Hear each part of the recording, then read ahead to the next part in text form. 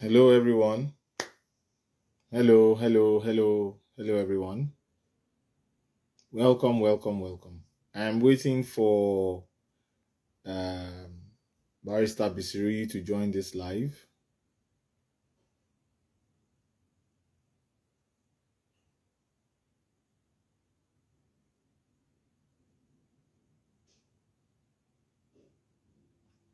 Where is Barrister? Where are you?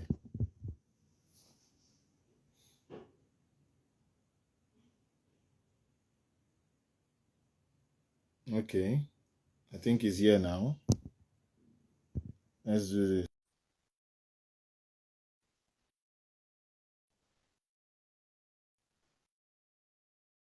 All right. I was waiting Barrister. for it to reload, and it did not reload, so I had to close the app and Okay, I get it back. Good afternoon. How are you doing this afternoon? I'm doing great. How are you, my brother? How are you? I'm not doing fine. I'm not doing fine at all. How are you not?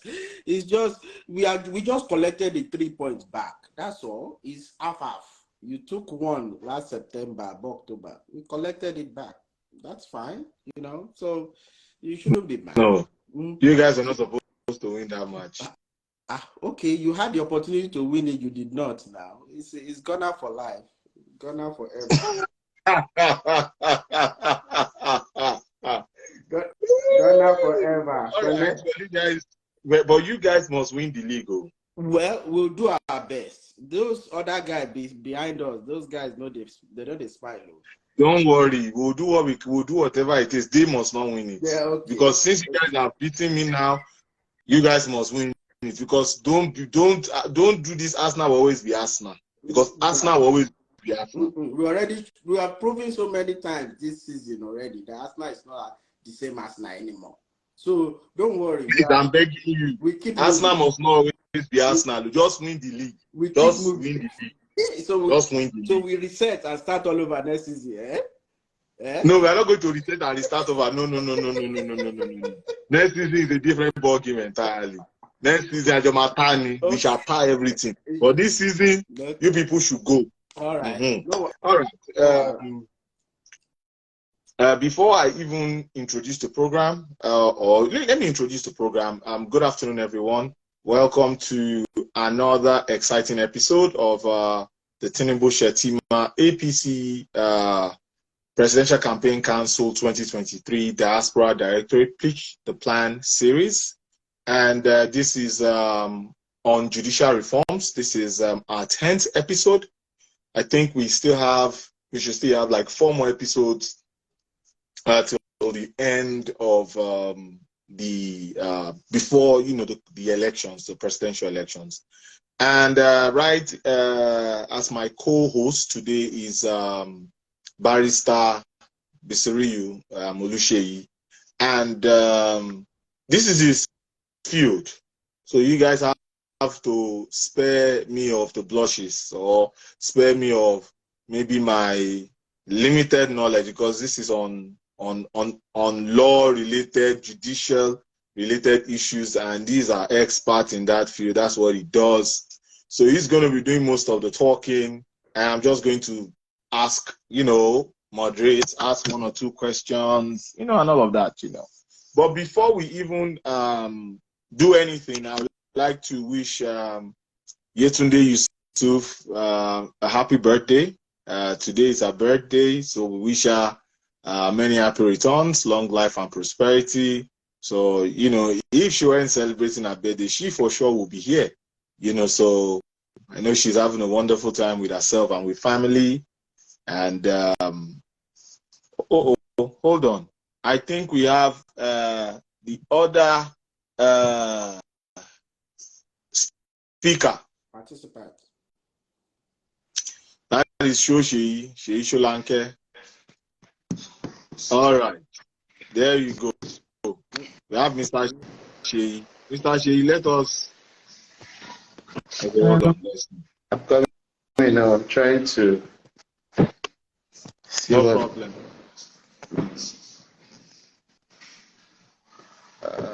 I'm only seeing myself. Maybe I have to go out and come back again. You're only seeing yourself. We can see you. You're wearing a yellow top. But I can't see you. You are blank. Okay. Kindly go back and come back in. Okay. Let's see. Let's see if you send the request again. Hopefully he comes back and we're able to see him. And that is our next host, co-host, host. Will I say host or speaker? Let me use the word speaker. That is Sheyi Sholanke, is a risk assessment specialist. So he's into finance also, and he's going to be joining us in this conversation. All right, let's see if we'll get his request. Okay, I think he must have sent a request in now. Let's accept him. Hopefully he shows, and all that stuff.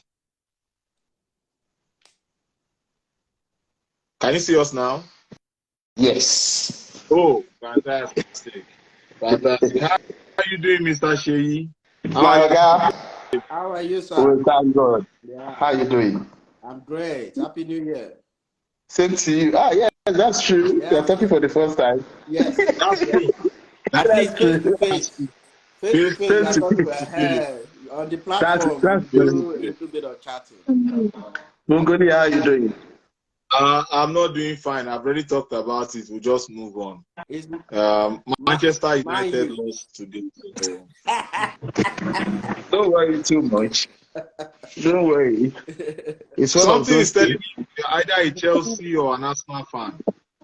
I can never be an Arsenal fan. I'm a Chelsea fan. I knew it is one of those two. Chelsea people are very spontaneous. Arsenal people, they are loud-mouthed. Arsenal people are loud-mouthed.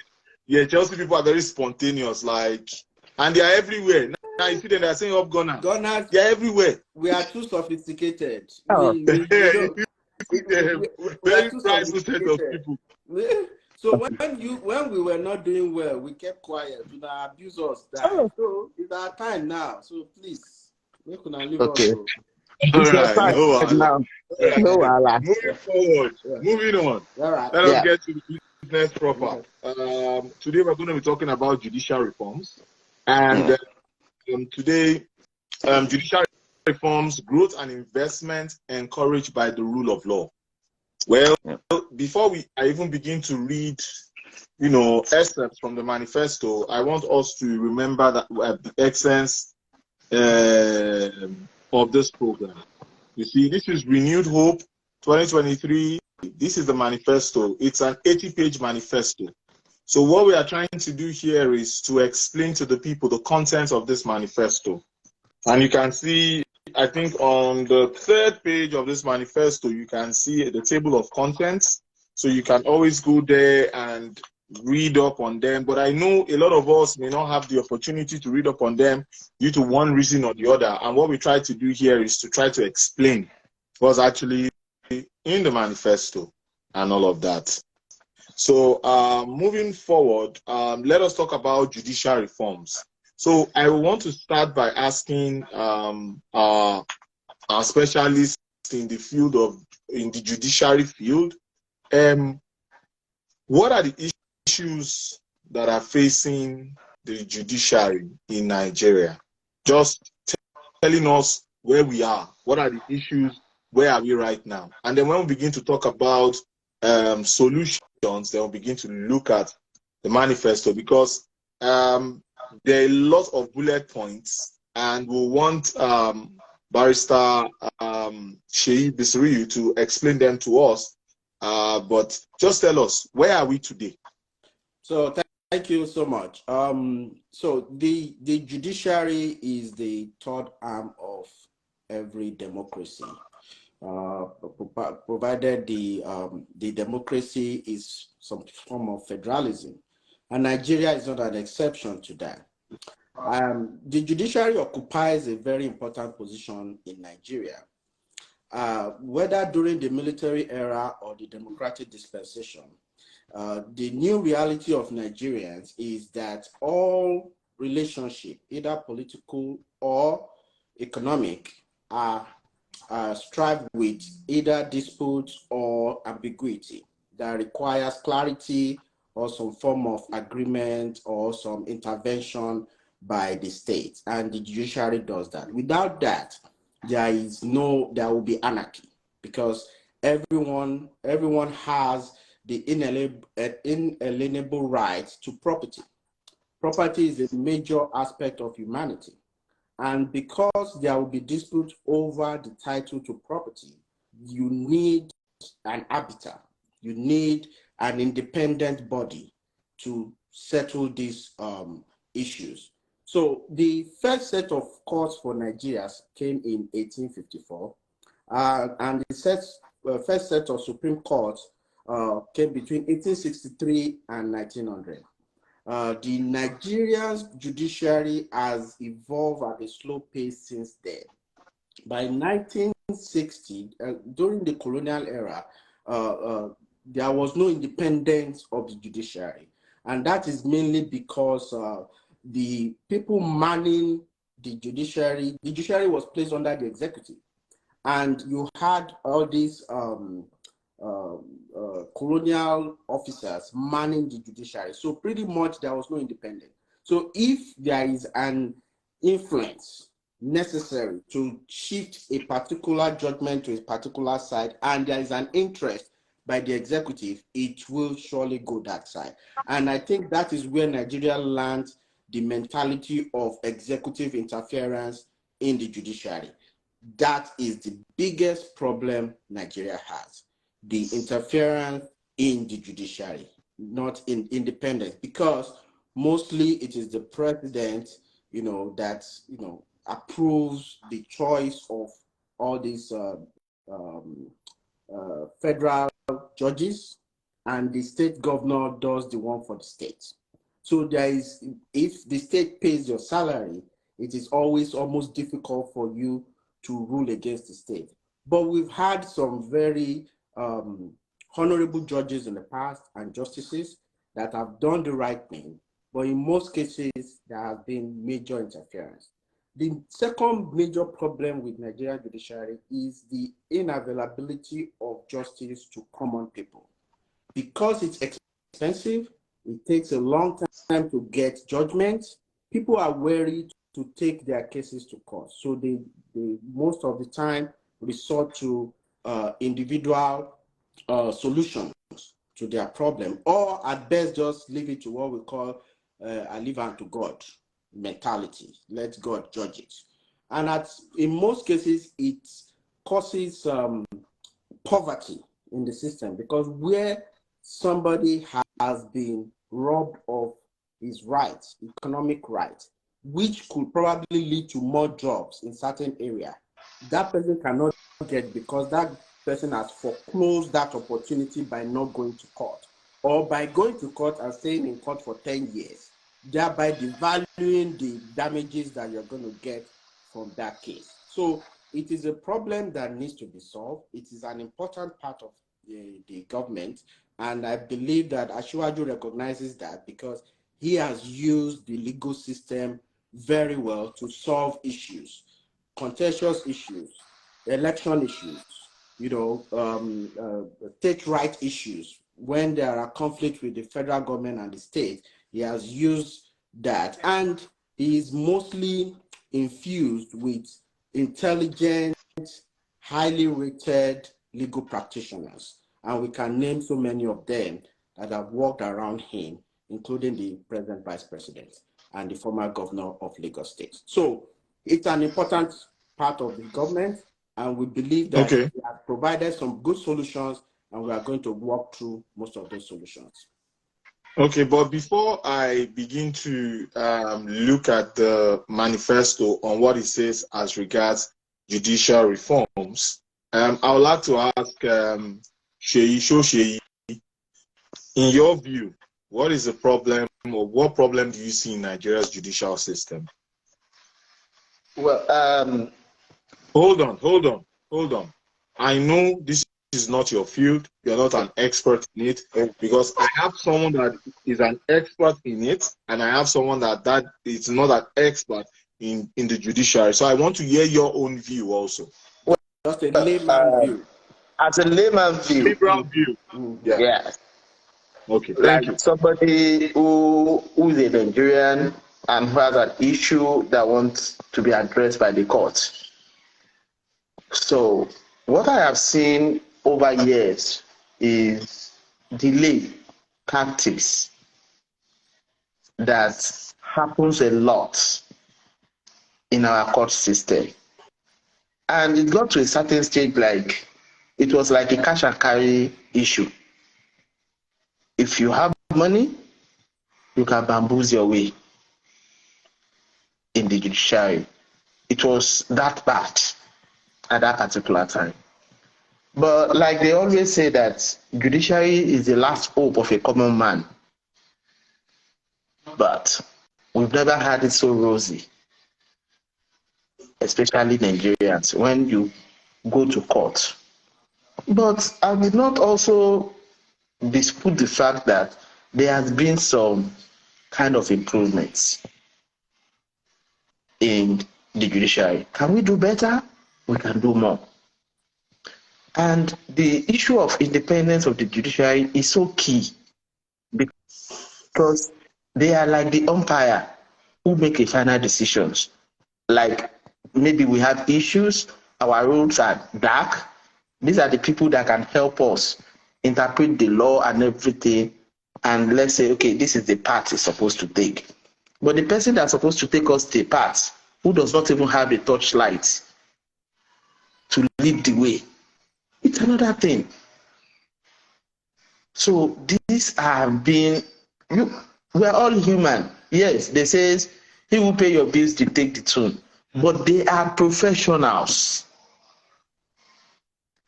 And because they are professionals, I believe anybody, they will tell you they are learned colleagues. So if you are learned and you're a professional, I should be able to seek your counsel to help me. We've had some remarkable judgments. We've had some remarkable judges, but we've also have the bad ones, the bad eggs. And like they used to say, bad news sells faster than good ones. So 1 more minute. So the good ones are not well propelled, but they are selling the bad ones for us. So because of the bad ones they are selling for us, so we just believe like that institution is so bad.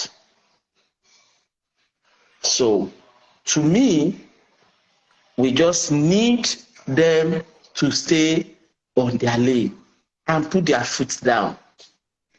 Once they do that, even whether you're a president, whether you are a senator, whether you're a governor, except because of the immunity you have, but you also have it if the judiciary stands, a lot of our politicians are going to sit right.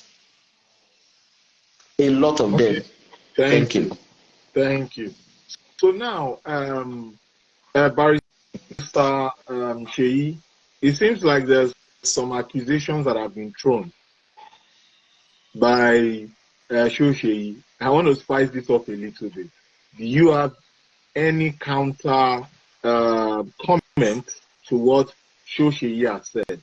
Because based on what he's saying, I understand. I know he said there's some improvements. Can some things be done better? It's like, yes, we can improve. However, he also talks about the bad eggs and the good eggs. So it's like how bad it is. Is it the lawyers themselves? Is it the judge? Is it the judge and or judges? Is it the jury and or juries? Is it the prosecutors, the executioners? You know, so he threw a lot of mud. So I just want to hear your view in just 1 minute, sir. If you have any counter, then we can begin to talk about what Asiwaju plans to do.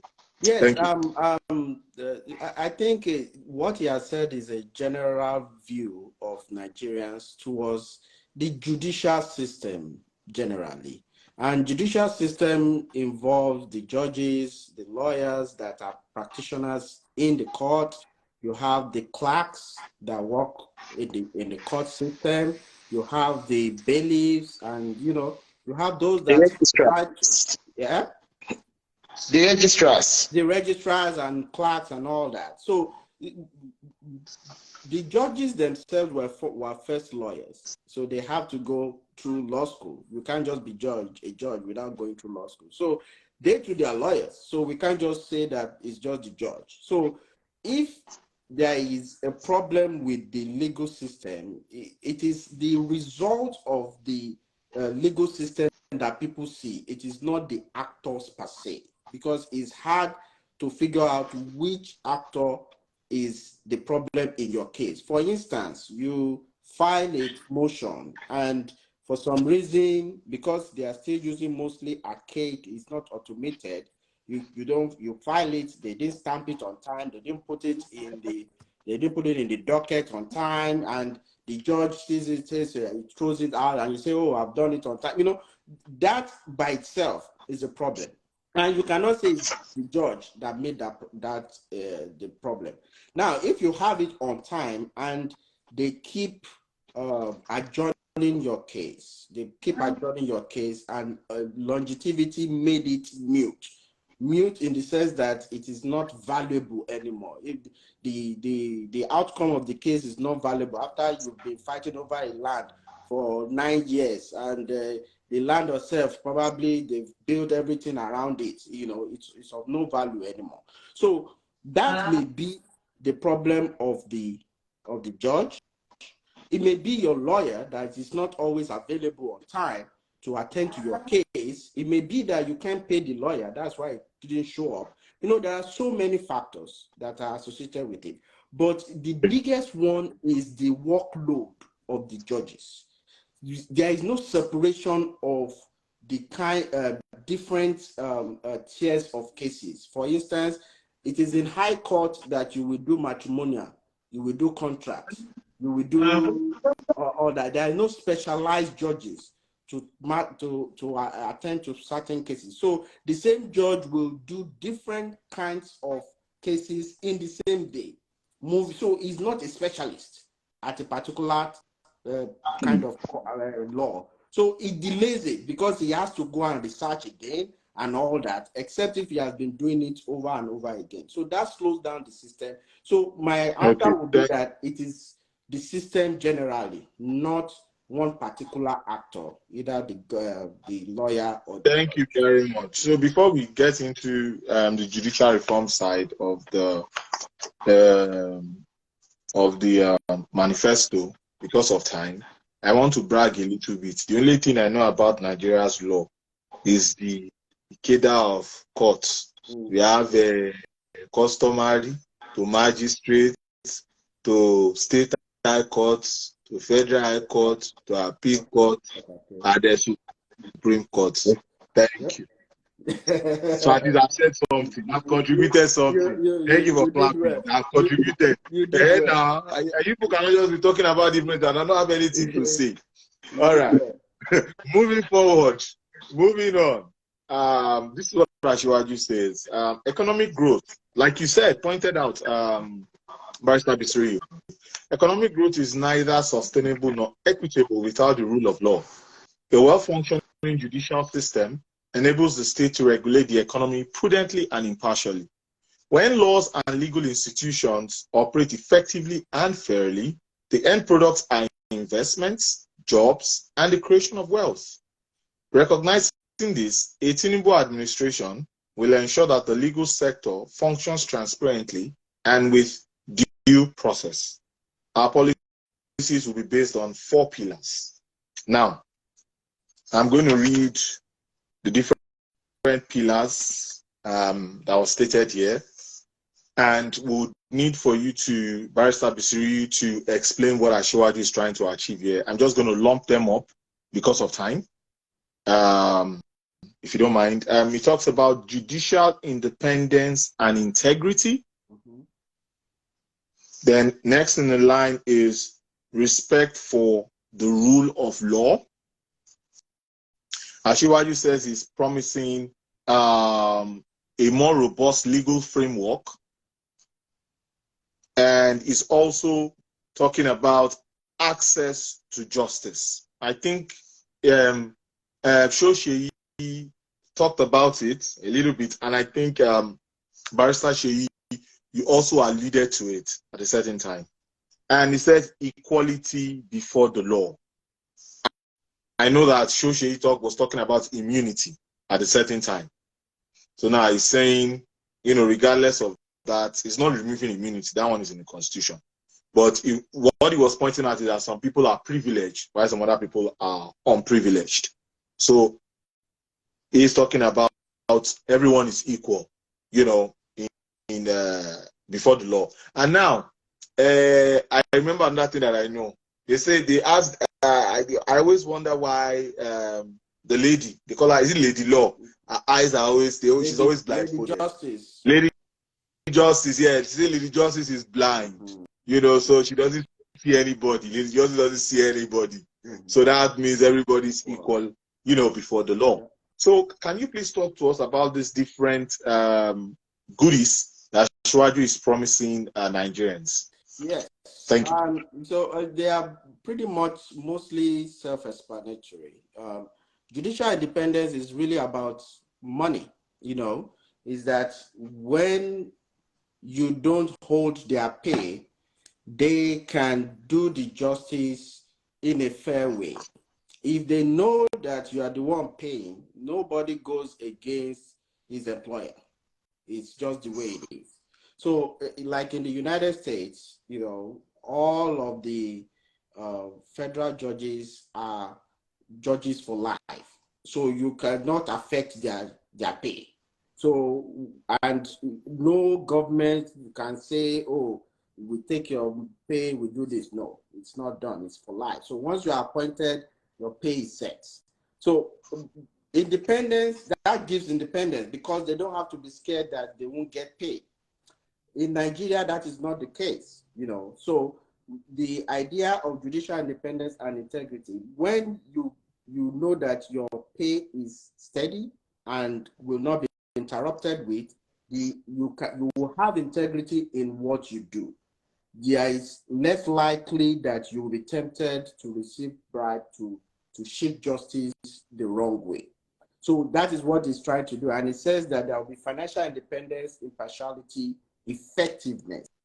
Effectiveness also involves, you know, fine-tuning the process of legal framework, you know, because when you get to the court, you want to file your motions, you want to get to where you want to go as soon as possible within a short timeline, because justice swift is better than justice delayed, you know. So the next one is the respect for the rule of law, and it's still tied into independence, because if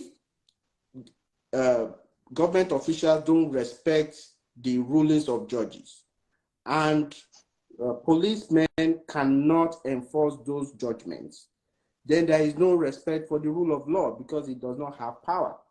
But if there is a backing of the judgment of court that this has to be done and it is followed, and there is no person above it, like the president, that says, no, I will not follow what the court says and all that, that is lack of respect for rule of law. So he's saying that his administration is going to respect the rule of law. Whatever judgments the court brings out, they are going to honor it. So the legal framework is really about adopting laws that fit the people, because you cannot use parameters of American legal system to work on Nigerians in Akpokoro village. You know, those things will not work. So if want, the way you put the framework of your laws has to suit the community that it's going to apply to.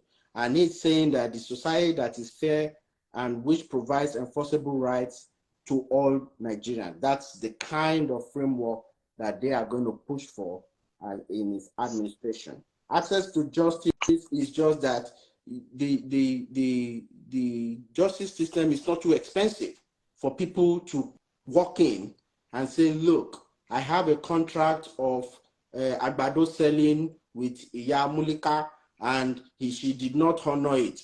I want justice. Here, we have what we call small claims. Small claims are between $2,000 to $25,000.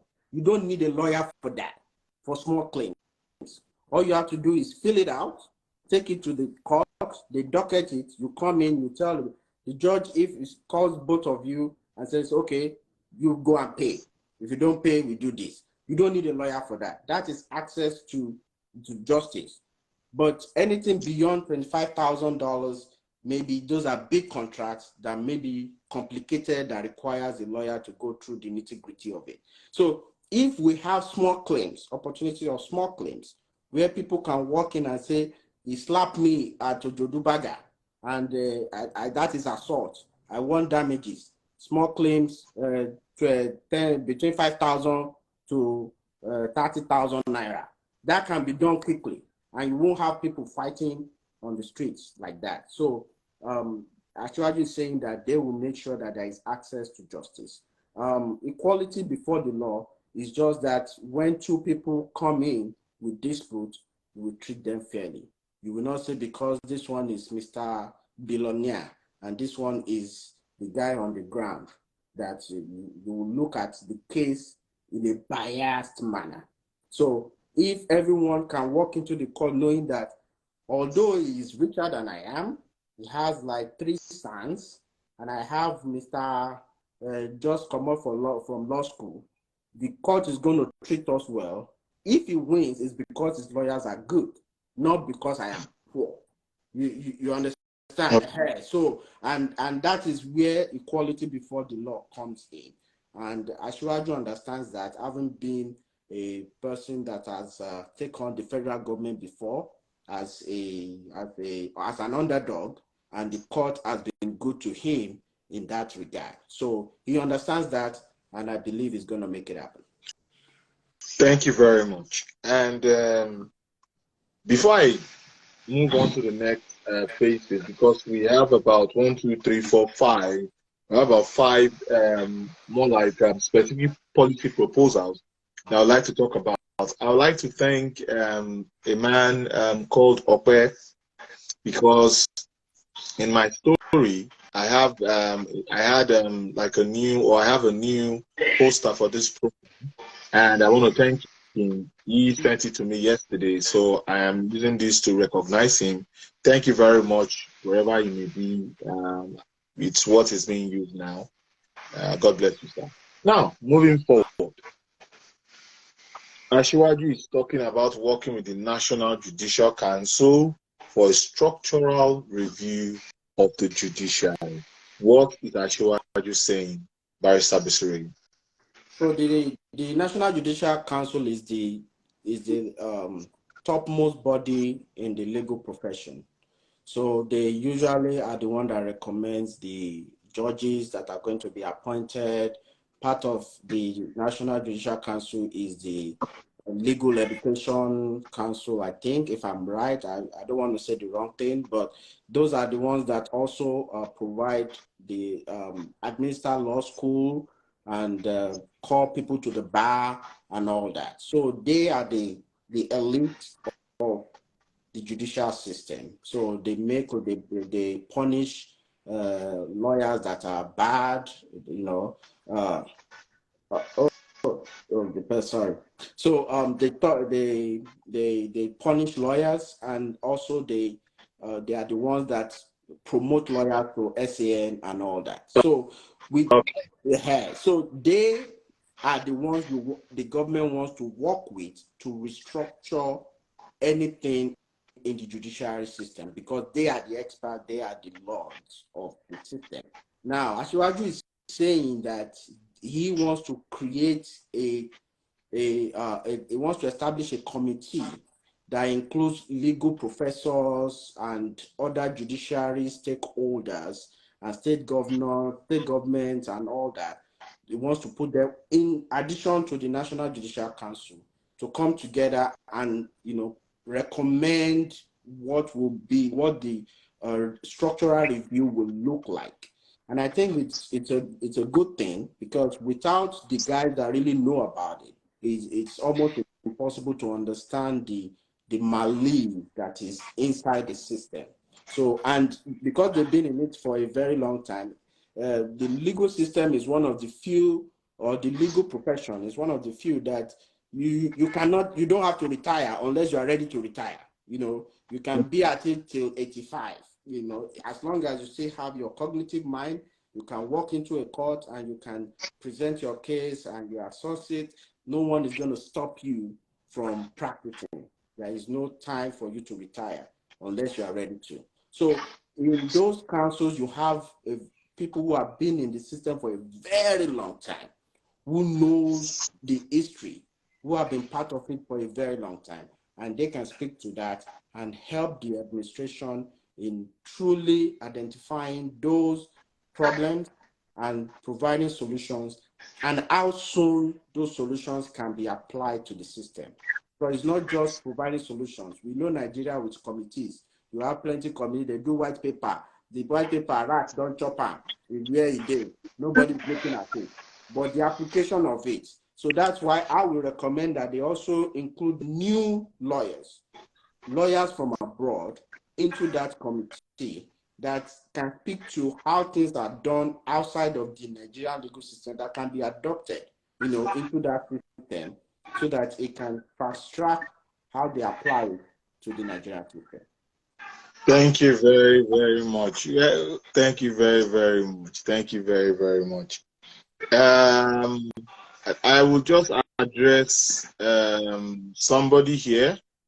Please do not come on this platform to divide us based on tribe. It is unacceptable. And if you keep on making comments like that, I am going to take you out of this video respectfully. Do not bring tribe into this.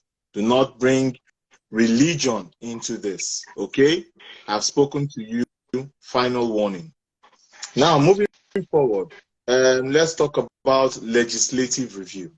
So now, this is what Asiwaju is saying. Asiwaju is saying that they will review and make recommendations to the legislature with a view to amend and repeal outdated laws to be replaced with new laws and regulations more suitable for 21st century Nigeria.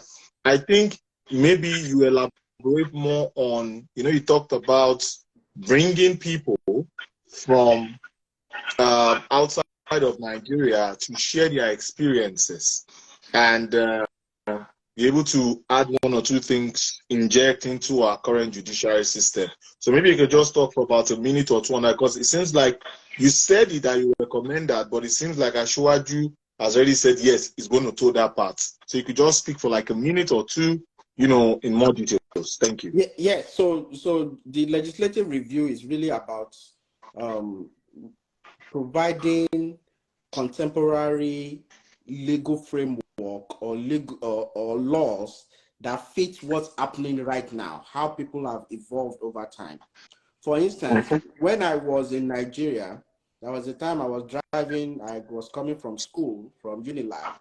So, and this policeman stopped me. I was close to my house, but he stopped me. He now said, "Where's your driver's license?" I was not like, I looked at my wallet, driver's license is not with me. So I remember that I left it at home on the table. So I said, "Look, my house is over there. Let me drive over there and bring, I can leave the car." I said, no, I have to drop something, this, that. I said, "Look, for not having a driver's license, the penalty is, I think, 25 naira or 85 naira or something." And this was in 2004. And the man said, "You know that?" I said, "Look, you have to take me to a magistrate the next day. And the magistrate can only say if you don't have, because it's a misdemeanor. And, you know, you cannot say that it's not a crime. I have it. I just don't have it on me." So I said, "At best," he said, "Okay, yeah, drop that 85 naira now. And they go." You understand? My point is that 85 naira for that kind of offense is so cheap that it does not fit the contemporary times. And I can guarantee you it has not changed. So with all those archaic laws, something like that should be reviewed to fit inflation, how someone of some kind of caliber can feel that you have to have the driver's license. I cannot leave my house in America without my driver's license now. It's impossible. It's like my badge of honor. I have to take it with me. But if people know that it's not just 20 naira, it's not 80 naira, there's no need for them. And there are so many offenses like that the fines are just like 1960, 20 kobo, 30 kobo, that they need to review. And that's what this legislative review is about. It's about looking at a cake law that does not fit the contemporary time and needs to be reviewed to meet that time so that it can fit the society to the best way that the administration desire it and the Nigerian people think their communities should work. So, and I believe that's what that is about. Thank you very much for that. Yeah. Now, the elephant in the room. I see that when we even started this program, somebody actually put it in there. The person said the problem of the judiciary is not being autonomous. Okay. So now, Ashwaju is talking about judicial autonomy and independence. And then he says he's going to take necessary steps to assure the judiciary financial and administrative independence will be a key plank of our reform program. We talked about reforms, so now he's also talking about autonomy, which is more about funding per se. The welfare and remuneration of federal judicial officers will be reviewed and improved. This is a big one. Yeah, because but it's kind of exclusive because it says federal judicial officers, and most people go to states. Most of their cases are not in the jurisdiction of the federal court. So there has to be a kind of association or an agreement to bring the state board of judiciaries to the table too, to adopt some of them. I may interject you here. Why I may interject you is state should take care of state. Why federal should take care of federal? They should not be overlapping their roles now. Based on what you are saying, I understand the fact that let's lift them up as we're doing this. Let's also ensure that they do it. But that is their jurisdiction. Because if I'm a governor, the president cannot come and tell me that. We run a federation. The federation is the country and the states. I have my own laws. I have my own rights in the Constitution. Why should you tell me how I'm going to do my welfare? Why are you going to recommend or suggest to me how I'm going to give my welfare package and all of that? I'm not challenging you, sir. I'm just playing devil's advocate here. Like I'm standing as a governor. I'm standing as a governor. So I would say to you as Ashiwaju that the people of Nigeria don't know the difference. They don't care about the difference between federal and states. The people of Nigeria care about walking into a court, whether it's your court or a federal court, and getting justice. And if we are applying this to the federal courts, where most of these people may never go to because they don't have, they are not dealing in federal jurisdiction, we are saying that we want to improve the pay remuneration of federal judges. We don't want your own judges to be applying to federal because our remuneration is better. We are saying we recommend that you adopt these two so that you have a playing field where even your own judges too make about the same or close to this kind of amount of money. Hold on, I'm hearing like background noise. Please, if you're not speaking, kindly mute. Thank you. Please go ahead. Yeah. So to the extent that it is not, you are not forcing them to take it, but you are letting them see a disadvantage in not doing that, because it brings number one, it attracts your judges to want to apply for the federal jobs if they are open.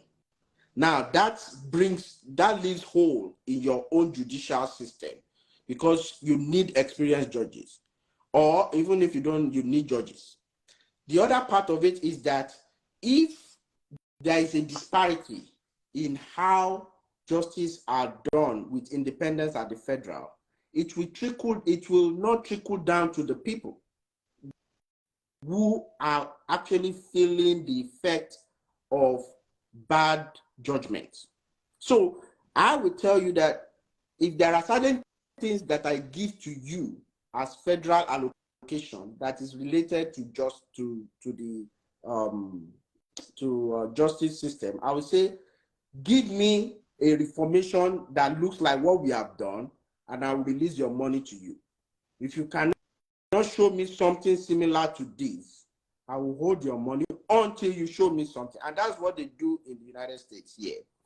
If you want federal support on certain program and policies, the federal government will recommend to you that this is what they want, and they are willing to support it with this particular amount of money. If you want that money, you have to apply that reform. If you don't want the money, then don't apply. And usually the money is so big, the states can't ignore it. So you can attach incentive to it as the federal administration to make the states apply good policies of independence, judicial autonomy, and independence of their judges, because they are the ones directly in contact with Nigerian people. Most of the cases will go into either the customary court, Sharia court, or the magistrate court. It is only they are all under the state. They are all under the state. So most of those cases will go. It's only at the level of appeal, or if you have cases that are under federal jurisdiction, like maritime, like maybe transportation, like you have a case against the federal government, state against states, something like that. That's when you do. Usually the federal court takes big stuff, like election cases. It goes to the federal court and all that stuff. So, and then you go to appeals court, is a federal court too. And then the Supreme Court is the federal court. So at that level, it's too high for the common man to have cases in those places. So that's why I believe that what they want to propose, if they recommend it and they attach incentives to it, most of the governors will bite. But it is only when you want to force them that they may not. Thank you very much. I don't know. Does Shay want to say so? I think yes. Let me say something for, like I used to say, for our layman people like me, like this. And I'm going to liken what my Oga have just said to what happened during, it's just more or less like where the federal government increased minimum wage. When the minimum wage was increased by the federal, it affected the states. Oh yeah. So it's just like that. It's it's not that maybe the federal government is going to force them down, but it's going to trickle down. When you are mostly at the federal level, what happened in our judicial system is minimal compared to what happened in states, because states goes along with so many issues that comes up. So now it's not that maybe the federal government is going to compel them, but they will make them see reasons why they need to work together and be on the same page.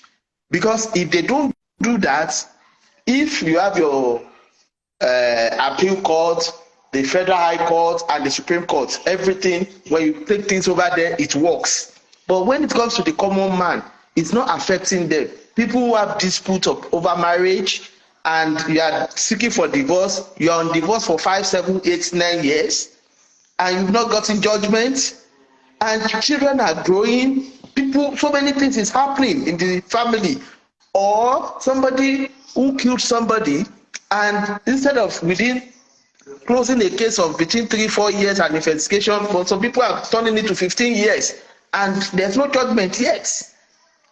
So those are kind of the things. And I believe that by the time they do that and bring everybody together and work together with the states, it's going to help a lot. Because you cannot do it in isolation. The federal government cannot do it in isolation.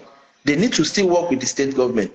And when you look at what happened during the issue of money and everything, oil windfall and everything, you could see when the states were fighting tooth and nail with the federal government that took them to court, you know. And those things, if you look at the pace of the judgment of those cases, I don't think it lasted a year. I don't think it lasted a year. So if that can be resolved, and which is very, it's very technical and everything, when that kind of issue can be resolved within a year, then what happens to other lower things that are not so cumbersome, that's not so much money intrigues? Then why are we having delays in those places? Well, so that is why the federal government really need to work with the states, especially on the judiciary. Very much. We have, because of time, we have 2 more topics to talk about, and then we'll throw the floor for questions, and then we'll call it a day. Now, can you guys hear me? Yes. Okay. Now, as a common man, this is a rhetorical question. As a common man, can I take the federal government to court? And I take the state government to court? I think I should be able to, but do I have the money to take them to court? Can I face them? And how confident am I that I can win the case? And when I win the case, how confident am I that they are going to remunerate me like whatever I want, you know, and all of that? So I'm thinking that these are the things that Ashwaju is promising. Equality, that if you have a valid case against whatever entity, so long as inside of Nigeria, then definitely you should be able to get that access to the law, you know, or to that justice, or to that system. Now, the other thing that I wanted to talk about is that in Nigeria, because Shosheyi was talking about delay in courts, judgments and all of that, we have very minute amount of judges for the amount of cases that we have in Nigeria. That is one of the biggest problems bedeviling Nigeria's judicial system. We don't pretty much talk about it per se, but I don't know, in my head, the number 36 is coming because I've seen that number before, like the amount of cases per judge. Maybe it's 36,000 cases per judge or 3,600 cases per judge in Nigeria. I think it's 3,600 cases per judge in Nigeria. So, yeah, I'm trying to remember. I don't know. I'm just saying 36. I think it's 3,600. So, how will a judge be able to sift through 3,600? That's why you hear maybe there's a little comma. We have adjourned this case next time. We have adjourned this case next time. I'm speaking like a layman. Yeah, this is just me just thinking out loud about the adjourned case, reasons for adjournment. But I'm thinking, if you are going to stress me, you are not going to give me all the evidences and all of that stuff. Oh, I've adjourned your case to 2 months' time or 3 months' time or no, next year, whatever the case may be. So, moving forward, judicial discipline. Now, that shouldn't be serious. It's just punish the ones that are corrupt. Simple. Let's move to the judicial discipline. That is it. That's basically what it is. You know, yeah. And I think you also talked about the Nigerian Judicial Commission because you also talked about it. That was at the beginning. So those National Judicial Council, what they do, like I said, is all about discipline of bad actors within the judicial system. We can't say too much about that because even the administration will not be involved in that. It's an internal thing. It's just that the more the administration pay attention to that, the more it helps the legal system. Because now, if you punish more corrupt judges and lawyers, you have more better lawyers. You employ better ones that are cognizant of the fact that when they misplace their foot or they act illegally, they might lose their license and all that good stuff. So it's pretty much an internal thing that is, you know, and it says it in paragraph 2. It says the mandate and composition of the National Judicial Council will be reviewed to make it tougher and more effective in dealing with corruption, malpractice, and incompetence in the administration of justice. The scope of the NJC's mandate will be limited to federal court.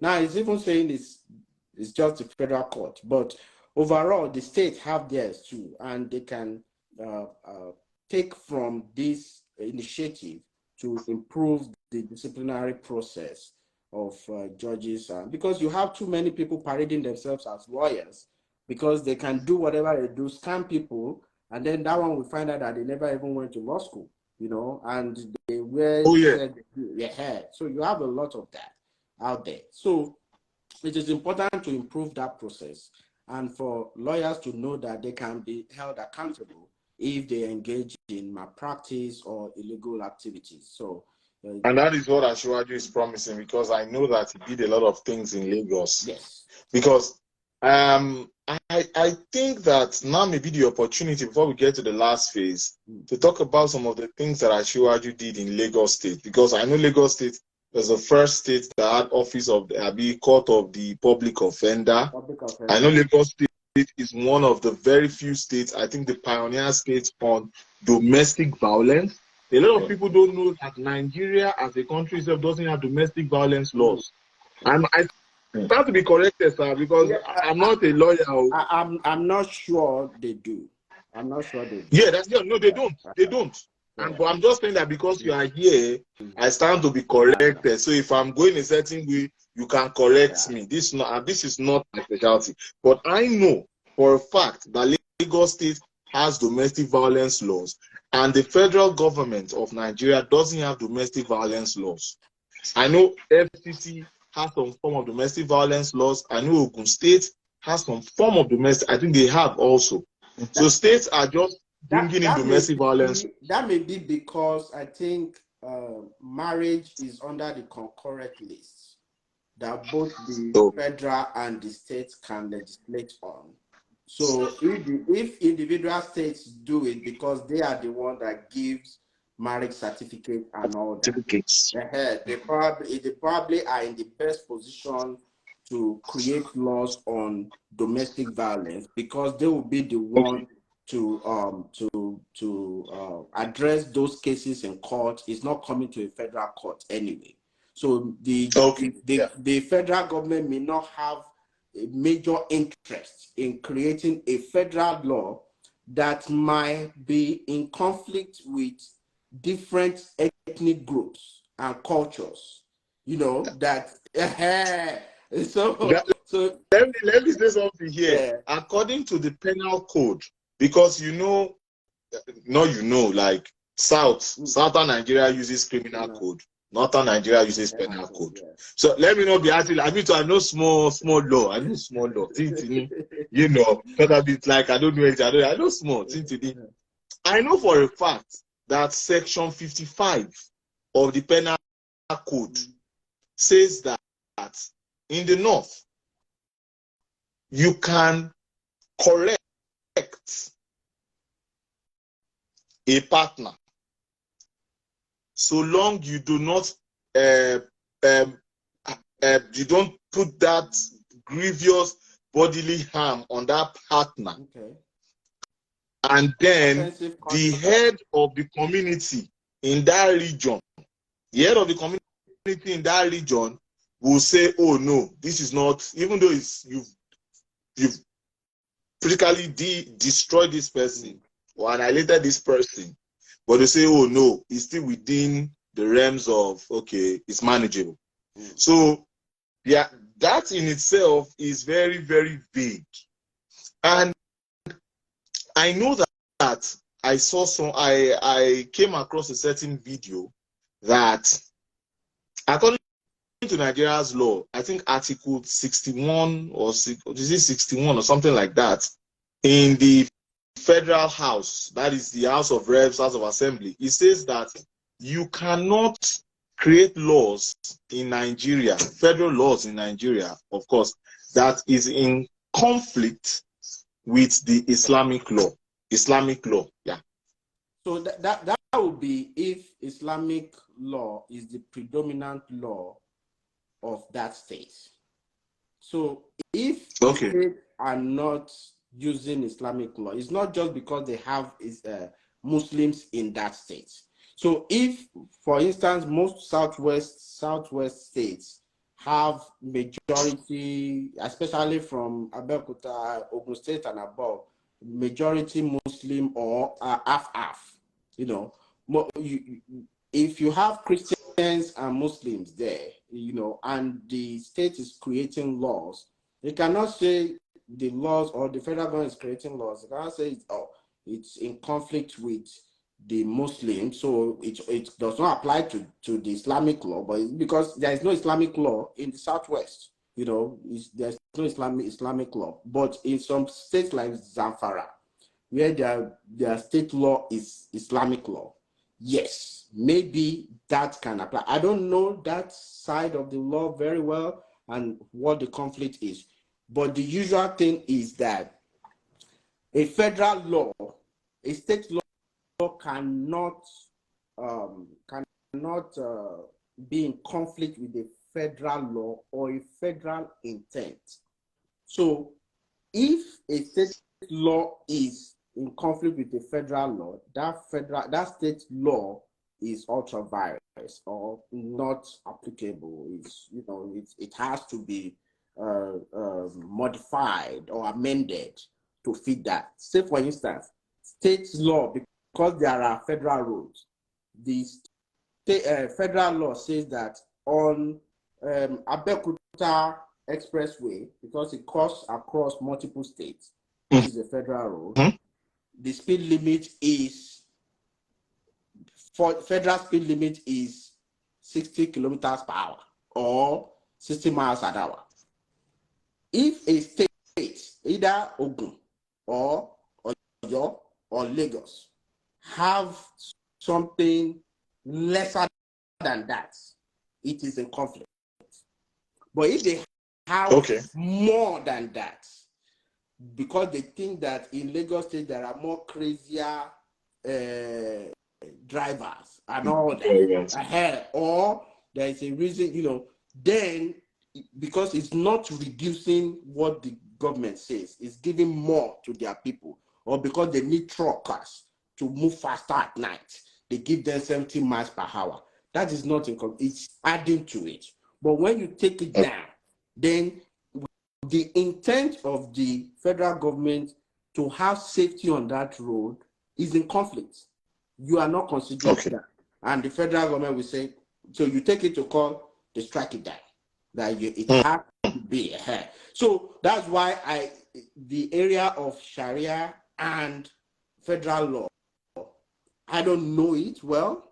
I will not say I do, but it is unlikely that the Sharia law will, unless it is in the area of Islamic religion, where the federal law does not have a religion of its own.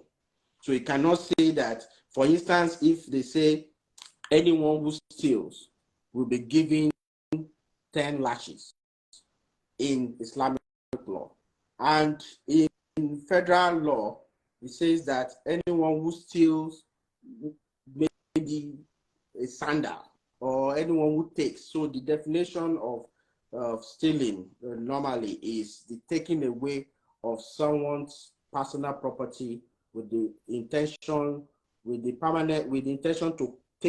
keep it permanently. So if those are the elements, you take somebody's personal property and you don't intend to return it, you intend to keep it permanently. So if the federal law says that all you have to do is return it back, or the federal law says that you have to go to jail for 6 months, and the state law says that you get stroking for it, the court can say, look, that is a little bit severe, or that does not, it does not, it's a conflict with what our intention is to take the person into a court, into a prison system, give them some form of tutoring and reformation programs that we want in the prison system. They can say, look, is it that you add prison to that whiplashing, or you do something, but it's not good enough. Okay. So all right. Now let me take it. Yeah. So let me put this out there. In Nigeria's constitution, there's Sharia law. Yes. Sharia courts are in Nigeria's constitution. Yes. So because Barrister Bisiriyu is talking about Islamic laws, which is Sharia laws anyway, by the way, yes. It is in our constitution, FYI, to some of us that may not know. Yes. All right. Last but not least, because of time, because I also want to give the opportunity for people to ask questions. Please, your questions should be, you can start typing your questions now, I can take note of them, but your questions should be related to the subject matter, which is on the judiciary and the plans of, ask questions, and we'll talk about what Ashwaju plans to do. All right, last but not least, this one is very interesting because this one is more like moving with the 21st century trend. It says decongest and digitize trial courts. So I know in Lagos State, we have many trial courts in Lagos State. I know they have mobile courts in Lagos State. I know all of these things that Ashwaju is saying he wants to do on a federal level are things that are done, or that have been done and are currently being done in Lagos State. So what is Ashwaju saying here on a federal standpoint as regards digitizing trial courts and all of that? I think it's more about a seamless process of legal cases, because you have mostly everything is done in the archaic way of just filing paper and files. And these days, you can convert almost all of your motions into PDF, and you should be able to file it online, and there will be timestamp on it that shows that you made the timeline. So for maybe they says filing of motion is 15 days, must be in within 15 days of the case arising, so you have to, so with timestamp, it can tell you that is this time. So you don't need a lot of lawyers going to court and just go and be filing, and they are stamping, and you have clerk, stamping, you have stamp, all this stuff. So that's what the digitization will do. And also storage, because when you have all these files, you can scan them, and you have a court can say, okay, this is my filing system. You use clouds now. You don't need a whole server where somebody can go and take I beg my neighbor generator and blow the place up. You can have it all filed in a way that it can be retrieved at any time. You have it in the cloud, it's easy to retrieve. So that can decongest the court system. Also, he said something about creating specialized federal courts. We said something about those judges, they do the same thing. They are the one that is they're taking care of admiralty case, they are taking care of criminal, they are taking care of civil, they are taking care of, nothing is specialized. And they are doing matrimonial and juvenile and all that. So it's just too many legal jurisdiction lumped up into one. So with specialized court and well-trained judges, you just know that, okay, this is I'm dealing about family law here. So everything relating to inheritance of a deceased person, everything relating to custody of a child, marriage, this, that, it is this set of courts.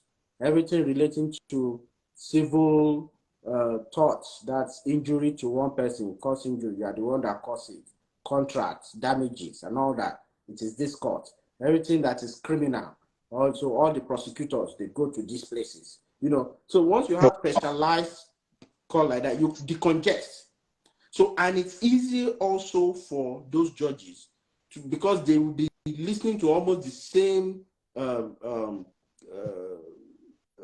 authorities every day, and they can easily say, okay, you know, they know it's the judgment of Yanibura and Olaniku in 1960. So once you are mentioning that case, you already know, because it's still, somebody said it yesterday, somebody said it the day before yesterday. So it makes it go faster. So it can tell, okay, this authority you are citing is for this purpose and this purpose. Or it can say, okay, which one of the elements of that case are you talking about?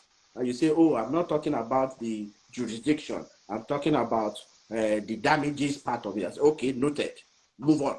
You know, so quickly, when you specialize, it's easier for the judges because they are specialists at it. They do it every day. It makes it faster. So, and he also said he would allocate funds to digitization of the court process, you know, where cases are handled. One more minute. Efficiently, and increase the number of trial courts and create more courts means faster resolution of disputes. And juries also will be rewarded or disciplined based on their ability to hear and adjudicate matters fairly and effectively. And if you attach incentives to quick processing of judicial matters, even though there might be a fear that judges that are looking for counts, that want to meet their quota real quick, might address some cases unfairly. But also it gives this quick process. It lets people come in and come out, and they address all these cases quickly. And I think these ideas are good. I believe that Nigeria needs it. Nigerian people deserve it. Thank you very much. Please, does anyone have questions? I mean, in the audience, please, judicial reforms related questions. Please, can you throw your questions? We can actually take 3 questions before we call it a day. Please ask your questions.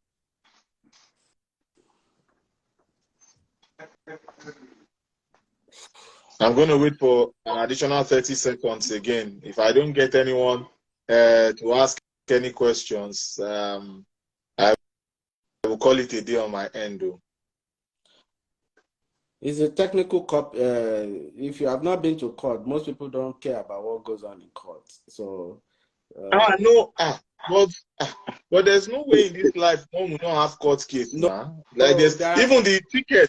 No, even the ticket you get driving is you have option. You have to go and face. You have option. No. When they give you ticket, you can pay it, or you go defend yourself. So if you don't want to go and defend, pay the money. But that shows you are guilty. But it saves you that trouble. Because imagine you are driving through Atlanta all the way to New York, and they gave you ticket in Virginia, and you live in Texas, and they now send you that come and see us, and you look at you take plane and all that, and all they're asking is $100. You just pay and say bye. You understand? So they give you that option. So not everyone has to face a judge unless it's something criminal or municipal affairs. Maybe you did not throw your garbage out very well and somebody carry you go. You know, those ones are simple stuff. You know, but my own question would be like, I believe like even in the Nigeria law system or law school, we have specializations of lawyers. Am I correct or I'm wrong? So because in law school, they don't teach us to specialize. We are all generalized. So it's all so that you learn everything in Nigerian law school, and even in American law school too. You learn everything first, the substantive law, and then the procedural law. So the substantive is the basic law of how the relationship works. What are the laws that affect contract? What are the elements? The procedural is how you are going to address the court, how you are going to file your motion, how many words is required in your motion, because if it's like in America here, if I file a motion and so the federal court will say that they don't want more than 250 words. They count it, it's more than 250 words, they throw it out. They're not going to talk. Yes. So they teach you that in law school, how to minimize your words, how much words you put on it. So that's the procedural part that you learn. So it is until you start practice that you now can shift to specialization. Now, specialization depends on where you probably start your career or who you are interested, who maybe mentored you, or the kind of law that you are interested in. But in Nigeria, if you specialize, you are going to be hungry. And the reason is because the way cases flow in Nigeria, the kind of legal work that are available is not specialized. For instance, people want you to file to help them register their company. And you say you are only a criminal lawyer. That's good money, easy money that I just walk past you, that you can use, and you don't need to go to court to do that, So it's only the big firms that can specialize, and most of them specialize in corporate law because that brings more money for them. But small guys, you are a generalist. They bring matrimonial, let's go. They bring agency and land law, let's go. They bring tax. You find a chartered accountant, he tells you all the rules. You bring the legal rule on top, let's go to court. So so that is the way to survive in Nigeria. But in America, because it's a litigious society, there are so many specializations that you will be fine. And it's so broad in that specialization. Like immigration is so big that you can sit down on that alone and you will be a multi-millionaire without doing anything else other than that.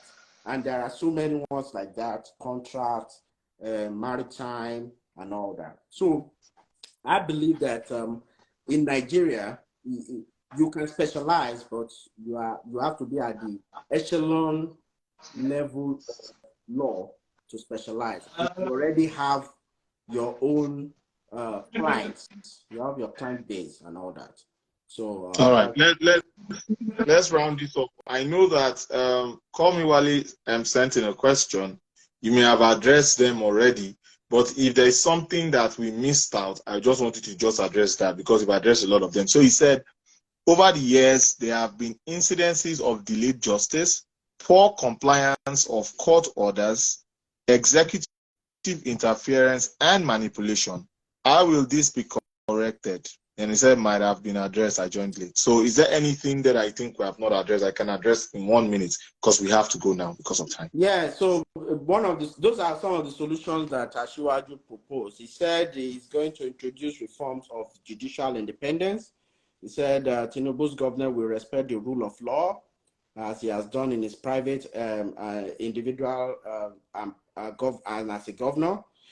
Provide easy access to judicial system, equality, delay of justice, encourage equity before the law, recommend review or amendment of outdated laws, create a financial and administrative independence in the area of remuneration for judges, encourage disciplinary and integrity monitoring within the legal community to reduce corruption within the system, create specialized courts based on subject matter jurisdiction, increase the number of trial courts at the federal level and support the states to do the same, allocate special funds for digitization of court processes across board.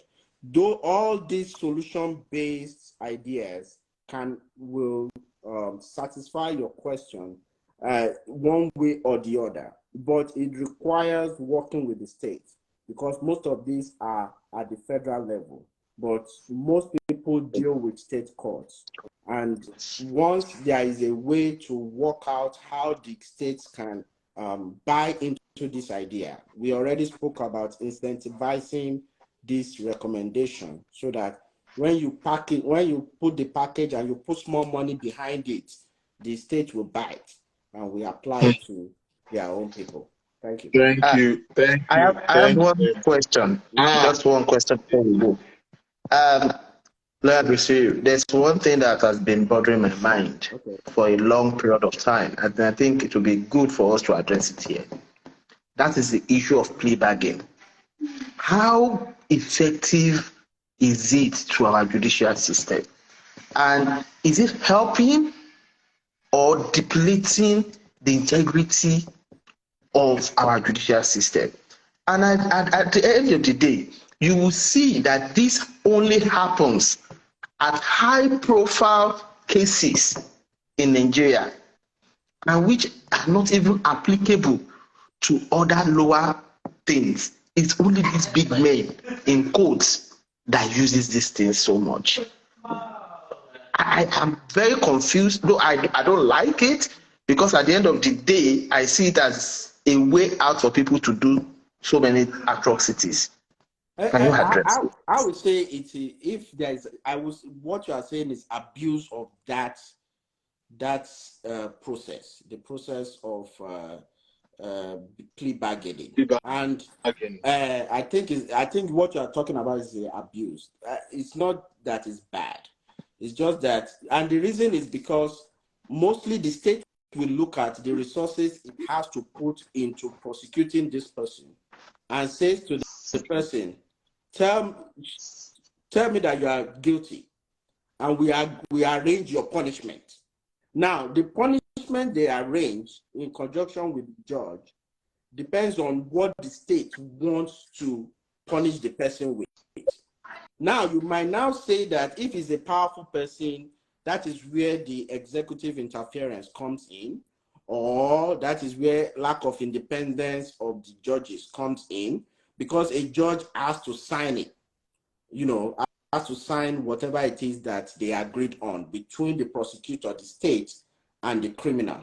So if it's usually a financial crime thing, maybe the best option for the state, instead of going through this process of running through the courts and getting adjournment for 10 years, and is already eating all the money, they say, okay, how much of the money do you still have? How much can you leave?